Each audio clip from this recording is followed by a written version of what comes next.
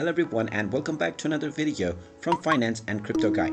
In this video, I'm going to show you how to download the USAA Bank application on your smartphone. So let's get started right away. First of all, open up the iOS App Store or Google Play Store depending on your device. Once you open it up, tap on the search box and then type in USAA and start your search. Once you find the USAA mobile application, go ahead and tap on it and you will see the install button. Tap on the install button and this will begin the download and installation of the USAA mobile banking application. Just wait for a while until the installation is done, and when you see the open button, you can tap on it to open up the USA Banking app. Now after you open up the application, you can proceed with signing up to create your new account or log in to your existing account to directly start using the app to bank from your phone. And there you have it.